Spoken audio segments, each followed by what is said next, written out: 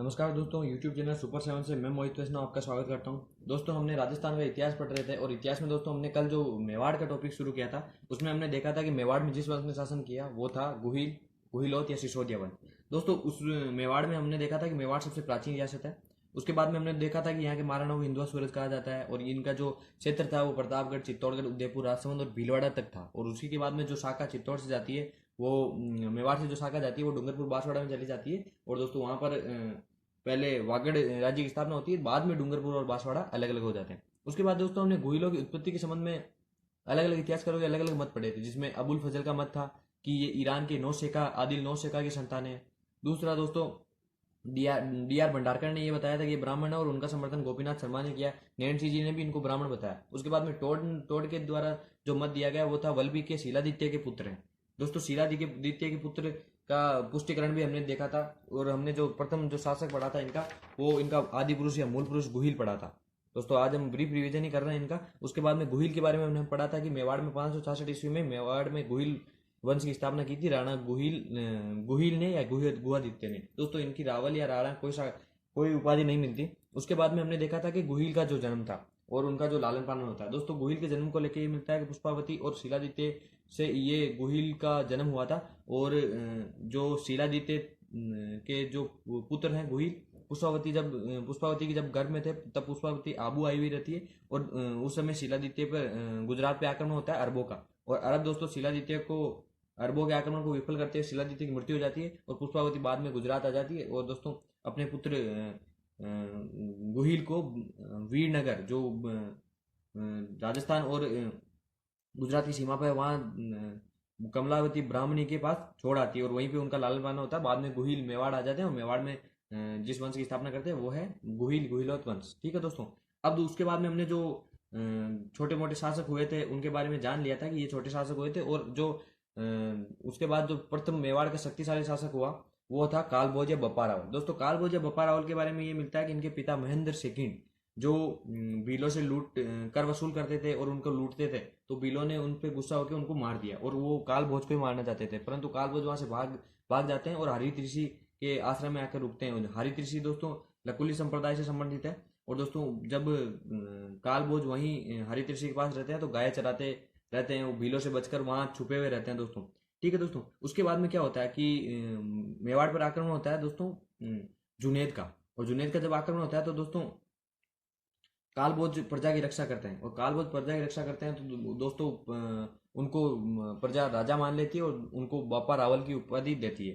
तो यहाँ तक दोस्तों हमने पढ़ा था। और उसके बाद में हमने देखा था 734 ईस्वी में दोस्तों चित्तौड़गढ़ दुर्ग को दोस्तों मानमोरी से छीन लेता कौन है? कालभोज। और दोस्तों मानमोरी से चित्तौड़गढ़ छीनता है, बाद में सोने के सिक्के भी चलवाता कौन है? कालभोज। दोस्तों हमने देखा था कि कालभोज ने चित्तौड़गढ़ तो दुर्ग तो जीत लिया था, परंतु राजधानी क्या रखा था?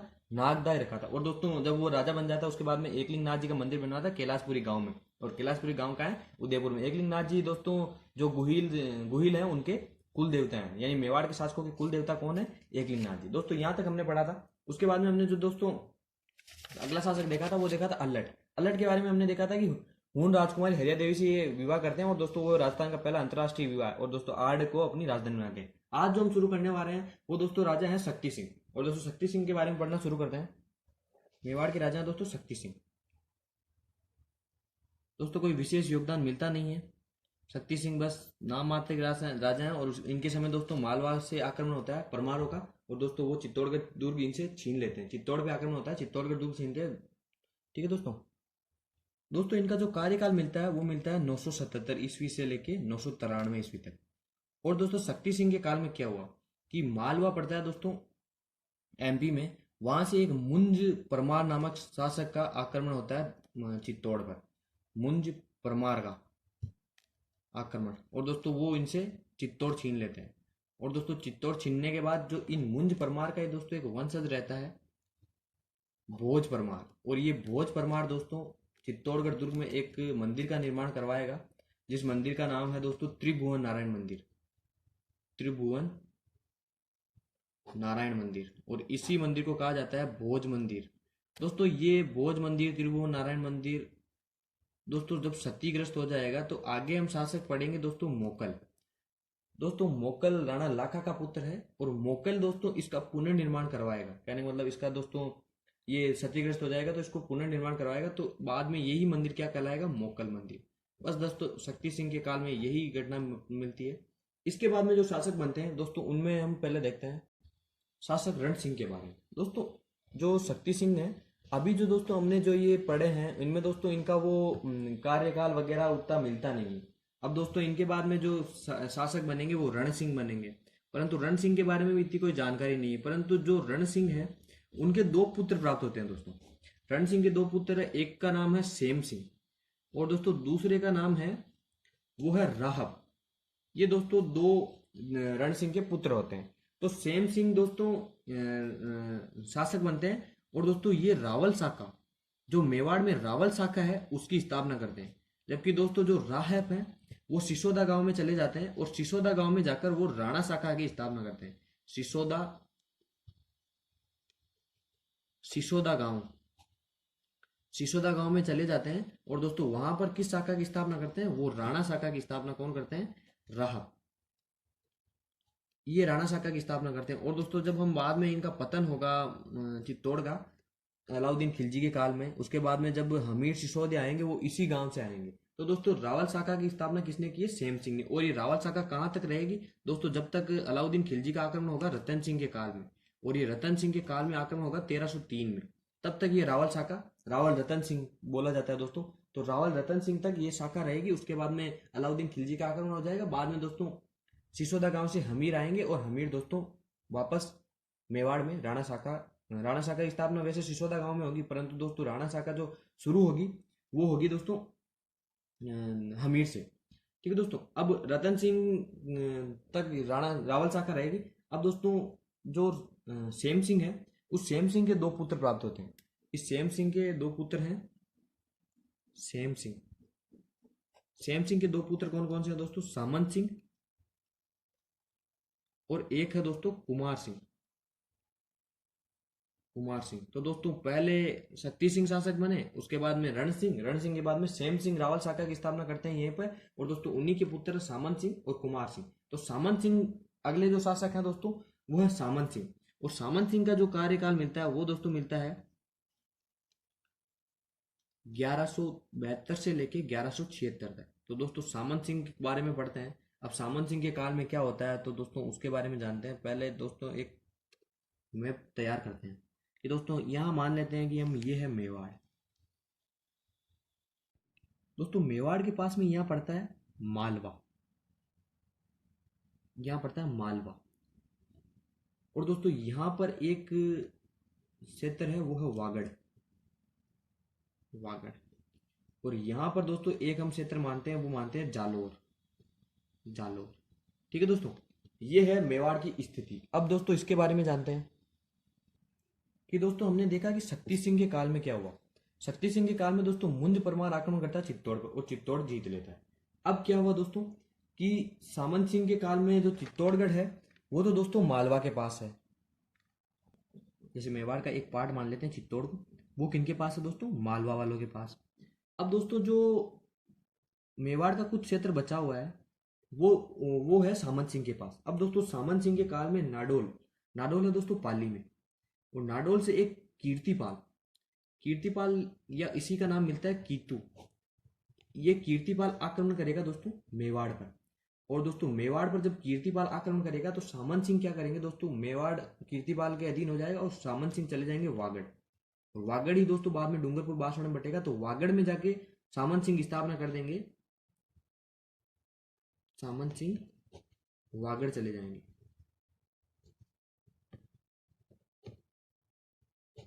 और दोस्तों वहां पर मेवाड़ी शाखा की स्थापना करेंगे कौन, सामंत सिंह। अब दोस्तों हुआ क्या कि कीर्तिपाल ने नाडोल पर आक्रमण किया, नाडोल से आक्रमण किया मेवाड़ पे कीर्तिपाल ने। अब दोस्तों पास में जालोर था और जालोर पर शासन किसका था, चालुक्यों का। तो दोस्तों कीर्तिपाल ने साम्राज्यवादी नीति का पालन किया और कीर्तिपाल ने जालोर में आक्रमण किया। और जालोर में दोस्तों चालुक्यों को हराकर यहाँ पर दोस्तों चौहानों की सोनगरा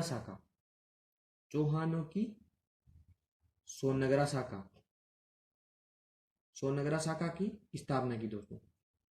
अब एक बार वापस बता देता हूँ दोस्तों कि मालवा का अधिकार है चित्तौड़ पर। बचा हुआ क्षेत्र बचा है दोस्तों किसके पास में, सामंत सिंह के पास में। सामंत सिंह पे आक्रमण कौन करेगा, नाडोल पाली का कीर्तिपाल चौहान।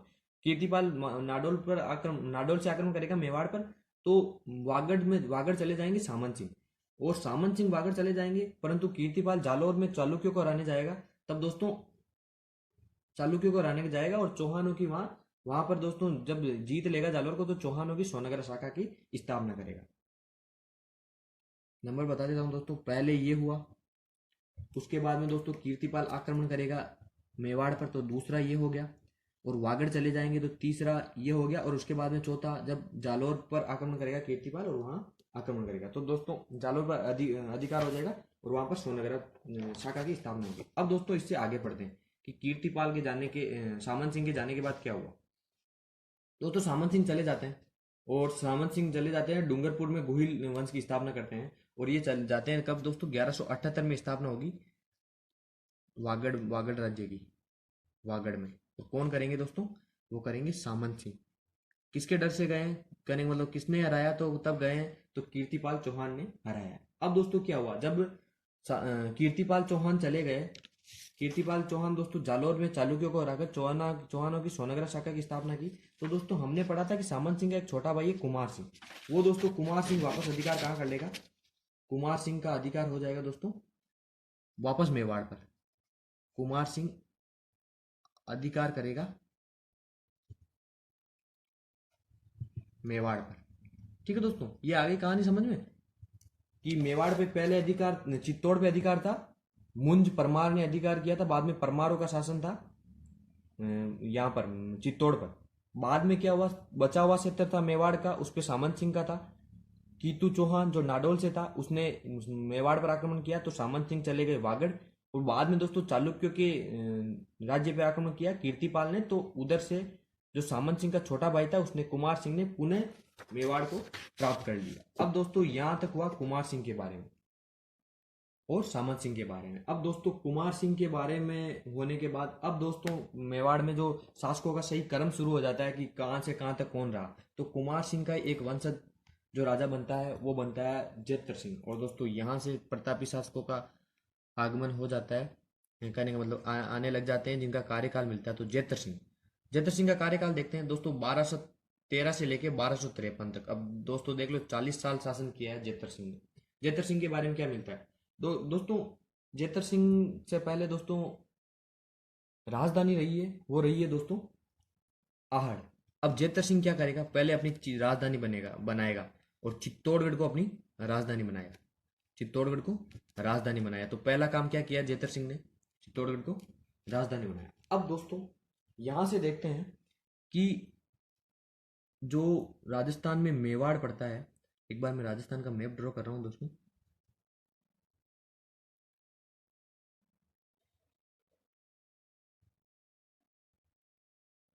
यहां पर दोस्तों मेवाड़ पड़ता है, और दोस्तों जो यहाँ है दिल्ली, दिल्ली में दोस्तों इस समय क्या है कि 1191-92 में पृथ्वीराज चौहान को हराता है मोहम्मद घोरी। उसके बाद में दोस्तों क्या होता है, सल्तनत काल की स्थापना हो जाती है 1206 में कुतुबुद्दीन ऐबक के द्वारा। दोस्तों कुतुबुद्दीन ऐबक गुलाम ही है मोहम्मद घोरी का, तो कुतुबुद्दीन ऐबक मोहम्मद घोरी का गुलाम है, और वहां पर सल्तनत काल की स्थापना हो जाती है। क्योंकि सल्तनत काल उसको क्यों कहा जाता है, क्योंकि वहां के जो शासक थे उन्होंने सुल्तान की उपाधि लगाई, जबकि दोस्तों मुगल काल में आते आते ये उपाधि बादशाह हो जाएगी। तो दोस्तों सल्तनत काल का जो पीरियड्स रहता है वो रहता है 1206 से लेके 1526 तक, क्योंकि 1526 में आएगा पानीपत का युद्ध, और उसमें बाबर आएगा, बाबर इब्राहिम लोधी को हराएगा। अब दोस्तों इसी सल्तनत काल के समय यहाँ 1206 में सल्तनत काल की स्थापना हो रही है, यहाँ पर 1213 में दोस्तों मेवाड़ का शासक कौन है, जेत्र सिंह। तो सल्तनत काल में 1206 से 1210 तक रहेगा कुतुबुद्दीन ऐबक। उसके बाद में कुछ महीनों तक आराम से कुतुबुद्दीन ऐबक का जो पुत्र है वो लाहौर में शासक बना हुआ रहेगा। जबकि दोस्तों दिल्ली में जो दोस्तों अब जो शासक बनेगा वो बनेगा इल्तुतमिश। और दोस्तों ये इल्तुतमिश दोस्तों आक्रमण कहाँ करेगा, ये मेवाड़ पर आक्रमण करेगा, और मेवाड़ में जो इस समय आक्रमण करेगा और वो शासक कौन है, जेत्र सिंह। तो जेत्र सिंह पे आक्रमण होगा इल्तुतमिश का, और युद्ध कौन सा लड़ा जाएगा, भूताला का युद्ध। अब दोस्तों भूताला का युद्ध लड़ा जाएगा जेत्र सिंह और इल्तुतमिश के मध्य। दोस्तों इस युद्ध को लेके अलग अलग इतिहासकार अलग अलग मानते हैं। तो दोस्तों कुछ इतिहासकार मानते हैं कि ये 1226 से 1226 में हुआ, कुछ इतिहासकार मानते हैं 1227। तो दोस्तों जो डेट आती है इसकी 1227 आती है। और ये किसके किसके मध्य हुआ? तो एक तरफ है जेतर सिंह और एक तरफ कौन है? इल्तुतमिश। तो दोस्तों इल्तुतमिश दिल्ली का सुल्तान। अब जेतर सिंह ने इस युद्ध में क्या किया? इल्तुतमिश को, दिल्ली के शासक को हरा दिया। हरा दिया तो इल्तुतमिश तमतमा गया गुस्से में, और उसने क्या किया? जो नागदा था, नागदा, उस नागदा में क्या लगा दी दोस्तों? आग लगा दी। जो ये मेवाड़ के शासकों की पहली राजधानी थी, नागदा में आग लगा दी। किसने? इल्तुतमिश ने। अब दोस्तों जेतर सिंह ने दिल्ली के शासक को हरा दिया। तो कुछ इतिहासकार ये मानते हैं कि जो मेवाड़ का मध्यकालीन इतिहास है, क्योंकि दोस्तों इस समय मध्यकाल शुरू हो जाता है भारत में भी, तो मध्यकालीन इतिहास का दोस्तों स्वर्ण काल माना जाता है जेतर सिंह का काल। कुछ इतिहासकार मानते हैं दोस्तों, बाकी कई इतिहासकार अलग मत मानते हैं दोस्तों। भूताला के युद्ध में भी कुछ इतिहासकार अलग अलग डेट्स मानते हैं। तो नागदा को आग किसने लगाई? इल्तुतमिश ने। अब दोस्तों इसी के काल में होता है कि एक जो दिल्ली का बाद में सुल्तान बनता है वो बनता है नासिरुद्दीन महमूद। नासिरुद्दीन महमूद।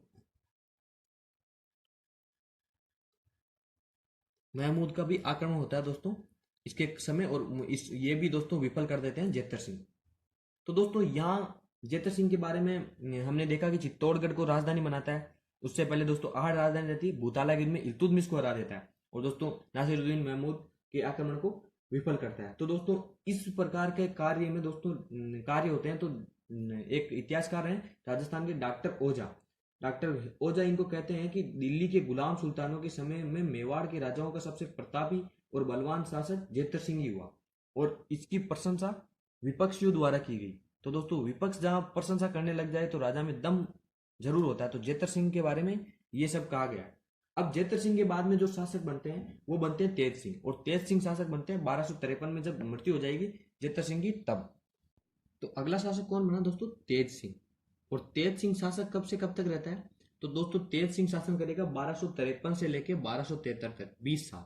जेतर सिंह ने दोस्तों 40 साल किया था, तो तेज सिंह करेगा 20 साल। अब तेज सिंह के काल में क्या क्या होता है दोस्तों? जो तेज सिंह है उनकी दोस्तों पहले उपाधि देखते हैं। तो तेज सिंह की पहले उपाधि देखते हैं। उसमें क्या है दोस्तों कि उपाधि इसकी 3 है। पहले तो इन्होंने उपाधि लगाई महाराजा धीराज। महाराजा धीराज, ये उपाधि लगाई किसने? तेज सिंह ने। एक इन्होंने लगाई परमेश्वर की, परमेश्वर। और दोस्तों एक इनकी उपाधि मिलती है, वो मिलती है दोस्तों परम भट्टारक। परम भट्टारक। तो ये 3 उपाधियां किसने लगाई दोस्तों? तेज सिंह ने। अब दोस्तों तेज सिंह के काल में और क्या क्या हुआ? तो सबसे पहले देखते हैं दोस्तों इनके काल में मेवाड़ में सबसे पहला मेवाड़ शैली का प्रथम चित्र है दोस्तों, वो है श्रावक, श्रावक प्रतिक्रमण, प्रतिक्रमण सूत्र चूर्णी, सूत्र चूर्णी। ये दोस्तों मेवाड़ शैली का प्रथम चित्र है। और मेवाड़ शैली का प्रथम चित्र ये किसके द्वारा बनाया गया? ये दोस्तों बनाया था कमल चंद्र ने। और कमल चंद्र द्वारा ये जो चित्र है ये किसके काल में बनाया गया? तेज सिंह के काल में। दोस्तों इसी के काल में जो चित्तौड़गढ़ दुर्ग में जो एक कीर्ति स्तंभ मिलता है, 2 कीर्ति स्तंभ है वैसे दोस्तों। तो चित्तौड़गढ़ में 2 कीर्ति स्तंभ है। एक तो है दोस्तों कुंभा द्वारा बनाया गया, और दोस्तों एक बनाया गया जैन मुनि जीजाग द्वारा। तो जैन मुनि जीजाग द्वारा जो कीर्ति स्तंभ बनाया गया वो दोस्तों इसी के काल में था, कीर्ति स्तंभ। ठीक है दोस्तों, 2 कीर्ति स्तंभ मिलते हैं। ये हुआ दोस्तों दूसरा कीर्ति स्तंभ। अब दोस्तों इनके काल में और क्या हुआ? दोस्तों इल्तुतमिश के बाद में शासक बनते हैं रुकनुद्दीन फिरोज, रजिया सुल्तान, जो एकमात्र महिला सुल्तान रही। कहने का मतलब दिल्ली पे शासन करने वाली एकमात्र जो महिला थी वो रजिया सुल्तान थी। रजिया के बाद दोस्तों बहराम शाह, फिर मसूद शाह, और फिर नासिरुद्दीन महमूद का दोस्तों आक्रमण देख लिया था हमने जेतर सिंह के काल में। दोस्तों नासिरुद्दीन महमूद के बाद में जो शासक बना वो बना बलबन। और दोस्तों बलबन जो शासक है वो दोस्तों दिल्ली के सुल्तानों में सबसे बेस्ट शासक मान सकते हैं उनका, कि दोस्तों जो ज्यादा फेमस होते हैं उनमें दोस्तों इल्तुतमिश फेमस हुआ, उसके बाद में बलबन फेमस हुआ, फिर दोस्तों खिलजी वंश आ जाएगा। खिलजी वंश में जो अलाउद्दीन खिलजी फेमस हुआ दोस्तों। इन सब फेमस राजाओं में बलबन का भी नाम लिया जाता है। और दोस्तों उसी बलबन का आक्रमण हुआ था तेज सिंह के काल में, और बलबन के आक्रमण को विफल किसने किया था? तेज सिंह ने। बलबन का आक्रमण विफल। तो दोस्तों यहां तक हुआ तेज सिंह तक का इतिहास। दोस्तों तेज सिंह के बाद में शासक बने थे, वो बने थे उनके पुत्र समर सिंह।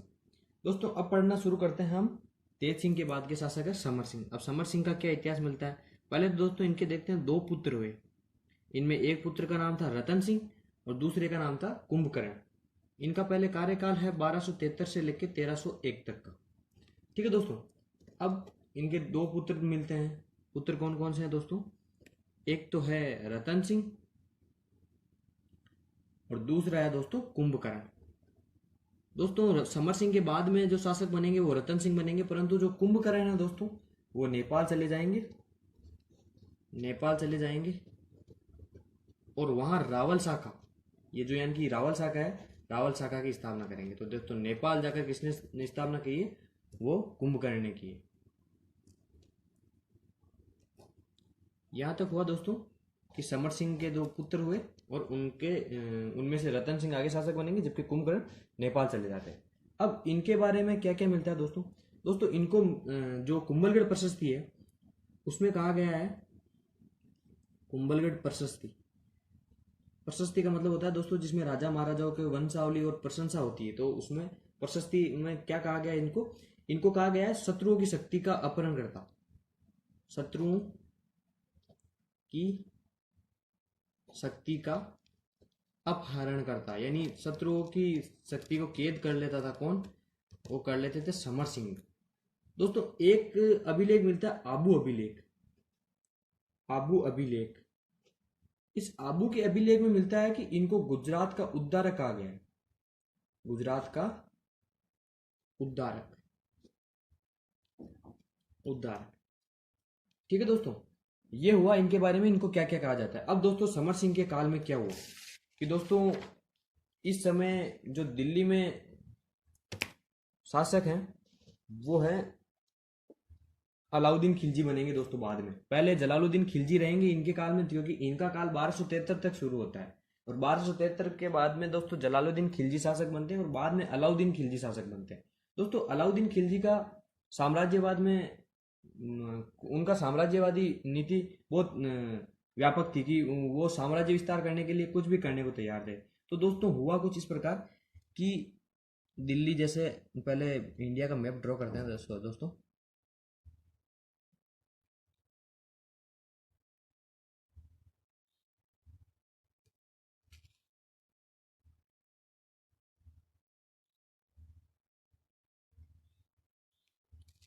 कुछ इस प्रकार दोस्तों इंडिया का मैप मिलता है।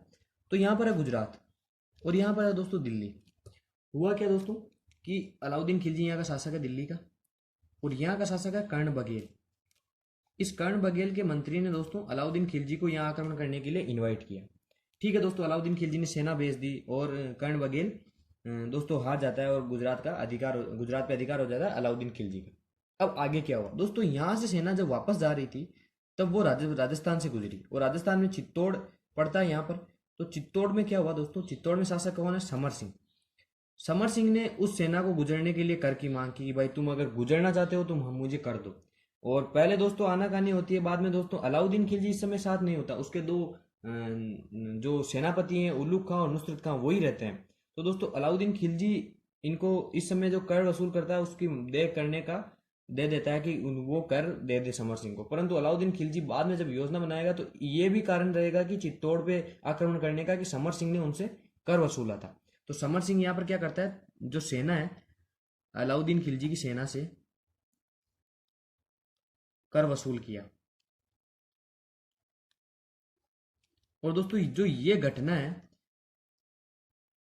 जो कर वसूलने वाली घटना है दोस्तों, ये भी कारण मिलता है कि जो मेवाड़ पे इन्होंने आक्रमण किया था वो किया था 1303 में चित्तौड़ पे। तो 1303 में जब अलाउद्दीन खिलजी आक्रमण करेगा तो एक कारण ये भी माना जाता है। उसके अलावा दोस्तों हम रतन सिंह की वाइफ है पद्मिनी, उनके बारे में भी जानेंगे, तो वो रतन सिंह के बारे में पढ़ेंगे। पहले समर सिंह के काल में इन्होंने कर वसूल कर लिया, अब 1303 में कारण बनेगा ये भी। और दोस्तों जब अलाउद्दीन खिलजी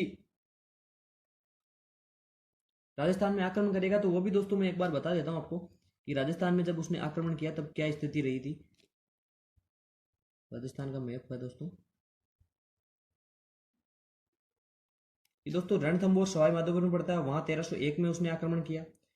1303 में दोस्तों किया उसने चित्तौड़ में, फिर 1308 में उसने किया सिवाना पे, सिवाना दोस्तों बाढ़ में पड़ता है, और फिर 1311 में उसने किया जालौर में। तो दोस्तों ये स्थिति रहती है अलाउद्दीन खिलजी जब आक्रमण करता है। क्योंकि दोस्तों उसको गुजरात के लिए मार्ग भी चाहिए और गुजरात पे प्रशासन सही तरीके से हो, इसलिए राजपुताने को जीतना जरूरी समझा और अलाउद्दीन खिलजी ने आक्रमण किया। अब दोस्तों हम समर सिंह के काल में जो उसने कर वसूल किया, तो इस घटना की जानकारी कहाँ मिलती है? तो दोस्तों एक जिन पर्व सूरी का ग्रंथ मिलता है, तीर्थकल्प, और इस तीर्थकल्प ग्रंथ में ये जानकारी मिलती है, और ये है किसका? जिन प्रभ सूरी का ग्रंथ है।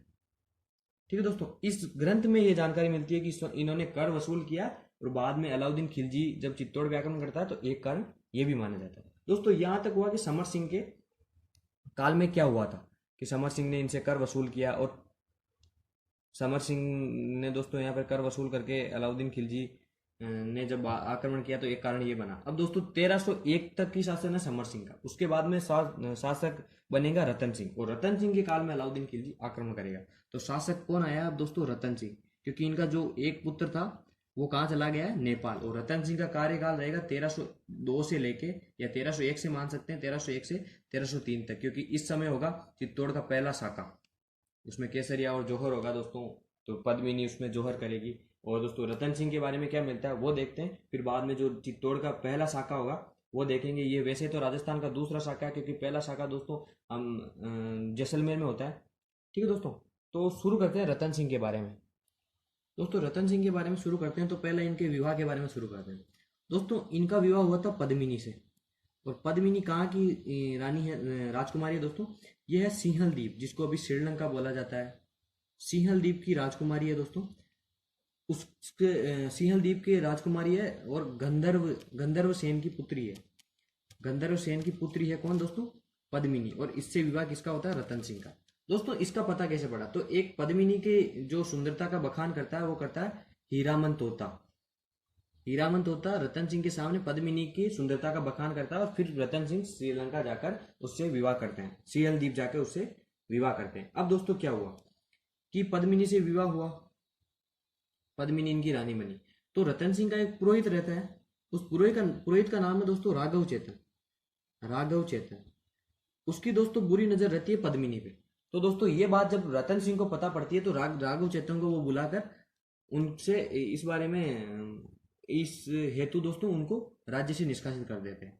राज्य से निष्कासित कर देते हैं, क्योंकि दोस्तों उनका ऐसा करते देखकर वो उनको राज्य से निष्कासित करना उचित समझते हैं, तो राज्य से निष्कासित कर देते हैं। परंतु राघव चेतन जाते हुए कहता है कि मैं तुम्हारे जो इस पत्नी प्रेम के साथ साथ मैं तुम्हारे जो साम्राज्य है उसको भी नष्ट कर दूंगा। और राघव चेतन कहाँ चला जाता है? अलाउद्दीन खिलजी, क्योंकि अलाउद्दीन खिलजी इस समय क्या है? शासक है। अलाउद्दीन खिलजी के पास कहाँ चला जाता है? दिल्ली चला जाता है, और उसको जाके दोस्तों पद्मिनी के बारे में बोलता है। और अलाउद्दीन खिलजी की पद्मिनी को चाह को लेकर भी एक कारण बनता है कि उसने चित्तौड़ पे आक्रमण किया।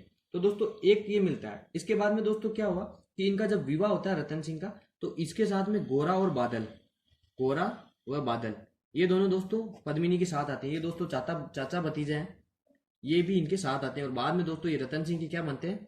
सेनापति बनते हैं। अब दोस्तों विपदा आती है, कुछ विपदा इस प्रकार आती है दोस्तों कि अलाउद्दीन खिलजी आक्रमण करता है। कहां पर? अलाउद्दीन खिलजी का आक्रमण चित्तौड़ पर। अब दोस्तों मैंने बताया था राजस्थान में उसने 4 आक्रमण किए, तो उन चारों का 1301 में रणथंभौर, 1303 में चित्तौड़, 1308 में सिवाना और 1311 में बाड़मेर, जालोर। तो दोस्तों अलाउद्दीन का खिलजी का आक्रमण। अब इसके कारण क्या बनते? पहला कारण बनता है दोस्तों कि समर सिंह द्वारा कर वसूल करना। समर सिंह द्वारा कर वसूल, ठीक है दोस्तों। दूसरा कारण मिलता है पद्मिनी की चाह, अलाउद्दीन खिलजी के द्वारा पद्मिनी की चाह है, ठीक है दोस्तों। तीसरा जो कारण बनता है वो कारण इस प्रकार बनता है कि दोस्तों जो चित्तौड़गढ़ को नहीं जीतेगा वो तब तक उसके लिए मालवा और गुजरात इसका रास्ता नहीं खुलेगा। तो मालवा और गुजरात के लिए, मालवा व गुजरात के रास्ते हेतु, क्योंकि दोस्तों यहाँ पे जो भी शासक रहेगा वो इधर से गुजरती हुई सेना से कर तो वसूल करेगा ही, खुद के जो साम्राज्य में क्यों आने देगा उस सेना को। तो मालवा और गुजरात के लिए जो रास्ता चाहिए वो। और चौथा दोस्तों जो उपयुक्त कारण माना जाता है वो साम्राज्यवादी नीति। और साम्राज्यवादी नीति सभी जो बड़े शासक होते हैं उनकी नीति होती है साम्राज्यवाद की। तो साम्राज्यवादी नीति किसकी थी? अलाउद्दीन की। तो ये 4 दोस्तों कारण बनते हैं किसके? अलाउद्दीन खिलजी के आक्रमण के। अब दोस्तों जो ये अलाउद्दीन खिलजी आक्रमण करता है 1301 में, तो वो चित्तौड़गढ़ दुर्ग के घेरा लगा देता है। ठीक है दोस्तों। अब चित्तौड़गढ़ दुर्ग कुछ इस प्रकार है कि दोस्तों उसको सबसे बड़ा लिविंग फोर्ट माना जाता है। उसके अंदर दोस्तों कई महीनों तक जनता रह सकती है, उसके अंदर खेती होती है, उसके अंदर जलाशय है, तो दोस्तों ऐसा करके उसके अंदर काफी समय तक रहा जा सकता है। अलाउद्दीन खिलजी ने उसका घेरा लगा दिया। अब दोस्तों क्या हुआ कि टाइम चलता गया, पर कुछ रिस्पॉन्स नहीं हो रहा था। होली दिवाली सब मनाई गई, तो ऐसा सब देख के अलाउद्दीन खिलजी को लगा कि ऐसे बात बनने वाली नहीं है। तो वो अलाउद्दीन खिलजी एक बार उसको जो रतन सिंह है उनको बंदी बना लेते हैं। रतन सिंह को खान दावत पे आते हैं, बाद में उसको रतन सिंह जो छोड़ने जाते हैं दरवाजे पर, तो बंदी बना लेते हैं। दोस्तों माना यह जाता है कि पद्मिनी को देखने के लिए इच्छा जाहिर करता है अलाउद्दीन खिलजी, और वो कहता है कि मुझे शीशे में दिखा दिया जाए। परंतु जब अलाउद्दीन खिलजी आता है दावत पे, उसके बाद में खाना वाना होता है, फिर वो जब रतन सिंह छोड़ने जाते हैं उनको दरवाजे तक, तब क्या होता है कि अलाउद्दीन खिलजी रतन सिंह को बंदी बना लेता है और दिल्ली ले जाता है। दोस्तों जब वो बंदी बनाता है, उसके बाद में गोरा, बादल और पद्मिनी खुद जाकर उनको छुड़वा लेती है। पद्मिनी उनको डोली में जाती है, डोली में उसके साथ कई सारे उसके सैनिक जाते हैं। वो पहले इस बात को कहती है कि मेरे साथ मेरी दासियां आएगी, परंतु वो दासियां नहीं रहती, उन डोलियों में सैनिक रहते हैं, जो बाद में उसको रतन सिंह को छुड़वा लेते हैं। रतन सिंह को छुड़ा लेते हैं कौन दोस्तों? गोरा, बादल और पद्मिनी जाकर। अब क्या हुआ दोस्तों, रतन सिंह को छुड़वा लिया, परंतु अलाउद्दीन खिलजी पुनः आ जाता है, और अलाउद्दीन खिलजी पुनः आकर दोस्तों क्या करता है, चित्तौड़ पे दुर्ग पर आक्रमण कर देता है। और दोस्तों इस आक्रमण में चित्तौड़ पर होता है पहला साका, और चित्तौड़ का पहला साका, चित्तौड़ का प्रथम साका।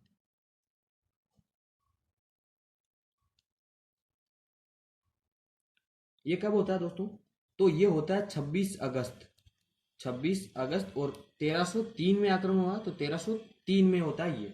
अब दोस्तों साका का मतलब होता है कि महिलाएं तो करेगी जौहर और पुरुष करेंगे केसरिया। तो केसरिया का जो नेतृत्व होता है, केसरिया का जो नेतृत्व करते हैं वो करते हैं रतन सिंह, और जो जौहर का नेतृत्व करती है, जौहर का नेतृत्व करती है, वो करती है दोस्तों पद्मिनी। ठीक है दोस्तों। ये हुआ कि केसरिया और जौहर दोनों मिक्स होके दोनों क्या कहलाते हैं दोस्तों? साका। कि दोनों जहां होते हैं तो वो साका कहलाते हैं। अब दोस्तों यहां पर हो गया साका। अब इसके बाद में क्या हुआ कि अलाउद्दीन खिलजी ने आक्रमण किया, साका हो गया। अब अधिकार किसका हो गया चित्तौड़ के दुर्ग पर? अलाउद्दीन खिलजी का। अलाउद्दीन खिलजी का अधिकार हो गया दोस्तों चित्तौड़ के दुर्ग पर। चित्तौड़ के दुर्ग पर अधिकार होने के बाद अलाउद्दीन खिलजी ने चित्तौड़ के दुर्ग का नाम क्या किया? चित्तौड़ के दुर्ग का नाम किया उसने खिजराबाद। और खिजराबाद क्यों किया? चित्तौड़ दुर्ग का नाम क्या किया दोस्तों? खिजराबाद। खिजराबाद करने के पीछे क्या कारण है दोस्तों? उसका एक पुत्र था, पुत्र है खिजर खां। खिजर खां के नाम पर इसका नाम क्या किया? खिजराबाद। और खिजर खां को क्या बनाया यहाँ का? किलेदार। खिजर खां को किलेदार बनाया। ये किलेदार कहाँ का है दोस्तों? चित्तौड़गढ़ दुर्ग का नाम किया है खिजराबाद, और खिजर खां को क्या बनाया? किलेदार। दोस्तों जब अधिकार हो जाता है अलाउद्दीन खिलजी का चित्तौड़ पर, तब वो क्या करता है, यहाँ पर कत्लेआम के आदेश देता है।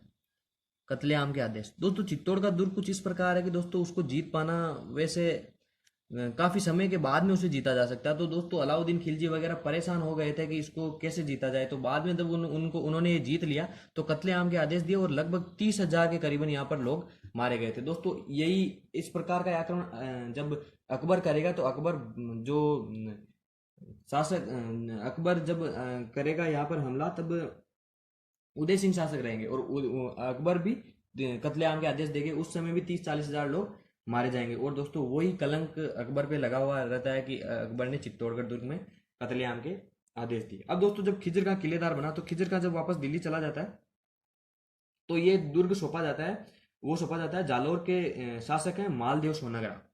दोस्तों मालदेव मारवाड़ में भी है, परंतु ये है मालदेव सोनगरा। और सोनगरा चौहान थे दोस्तों, जिन्होंने स्थापना की थी। कीर्तिपाल चौहान ने दोस्तों जालौर में सोनगरा चौहानों की स्थापना की थी, तो वही सोनगरा उनके ही वंशज हैं। तो मालदेव सोनगरा को ये दुर्ग सौंपा जाता है, और इन्हीं मालदेव सोनगरा को क्या कहा जाता है? मूछाला मालदेव। मूछाला मालदेव। ये दोस्तों बड़ी बड़ी मूछें रखते थे, इसलिए इनको क्या कहा जाता था? मूछाला मालदेव। इनका दोस्तों एक वंशज होता है, वो होता है बनवीर सोनगरा।